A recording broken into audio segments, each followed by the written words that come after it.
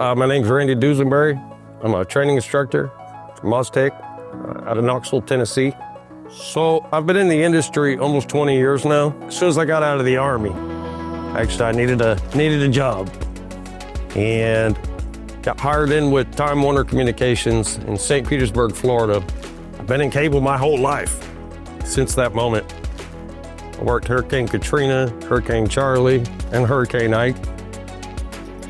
I was in-house employee for Time Warner, AT&T, and spent half my career as a contractor. I applied for customer service, and I couldn't pass the typing test. So the HR person, she said, I'm gonna pass your application around to a few different departments. And probably about a month later, I got a call from the service department at Time Warner, and they wanted me to come in as a service technician. I was game from the get-go. I was really excited that they even would consider me. And at that point, as a service technician, I went right into troubleshooting coax cable. And most people would start out as an installer and then go to the service. But I started in the service department, which was pretty cool. Really enjoy doing cable. I enjoy being outside. I enjoy working with other people. Not really a desk person. Yeah, I just love everything about it. We'll take Biloxi, Mississippi. It was ground zero for Hurricane Katrina. We showed up shortly after the storm had passed. There were FEMA trucks going around. They looked like ambulances giving out meals to all the locals. And they were feeding us too, which was awesome because there was nothing to eat anywhere around there. Even the regular street signs were all blown away. This was pre-GPS, so you had to be really good at reading the map and counting streets, knowing where you got to make that next right. But people were overjoyed to see us. In fact, it seemed that people care more about their internet than they did about their power. Some people were running generators and they had power. So bringing the communication back to those folks was a really good feeling. A lot of them had family from out of state, people they needed to reach out to and let them know they were okay. This is before Facebook where you could check, I'm safe. But it was a really good feeling bringing cable back to all those folks. We helped customers with all kinds of things beyond cable, whether it was moving stuff from their truck into their new FEMA trailer. We kind of did it all. Those things we didn't get paid for, but we did it anyway. So I was working as a supervisor in Knoxville, Tennessee, and I had 5 aerial crews and 2 power supply crews. And I feel like I was real successful. Then Brian Rhodes came in, and he wanted to build a training facility in Knoxville. And a lot of people were worried about him because they thought he was from corporate.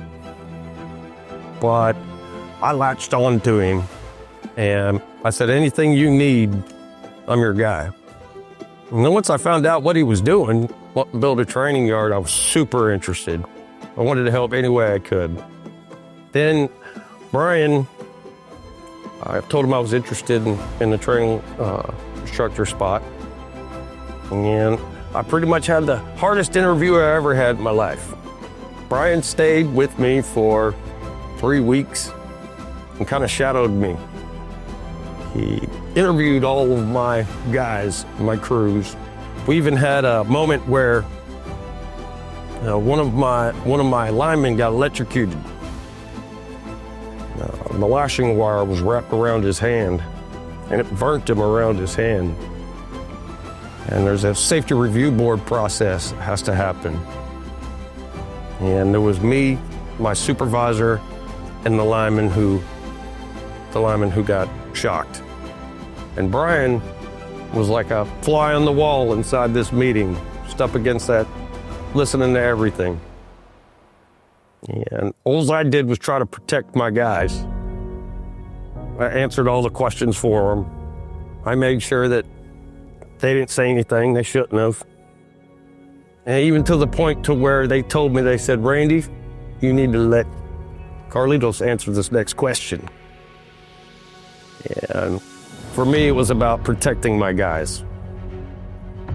And when I thought there was no way Brian was going to accept me after this happening, I think, hindsight now, knowing Brian, I think he was impressed that I was trying so hard for my guys not to get in any trouble.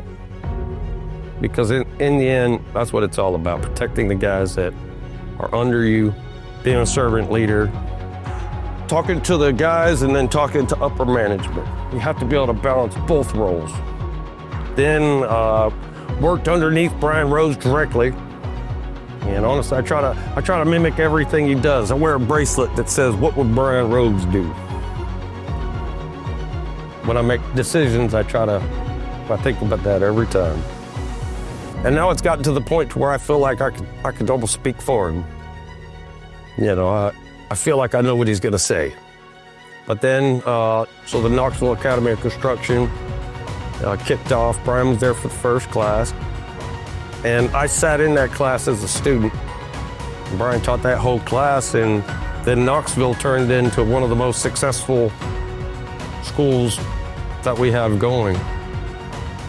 We've had the most classes, or the most students, and I've never really had a problem getting participants there. My best advice is do everything you can to stay alive, and think about your whys. Why do you come to work? Do you have to go to work, or do you get to come to work?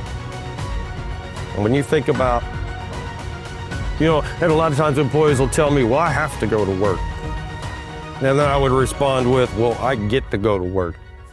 I'm healthy enough to get up every day and come into this office and take care of my family. If I hurt myself, it'll cause more pain to my family than it would to me. So I'm not going to be able to have the same lifestyle. So, we talk about the whys. Why do you come to work? Well, we encourage all of our students to write their whys on the inside brim of their hard hat.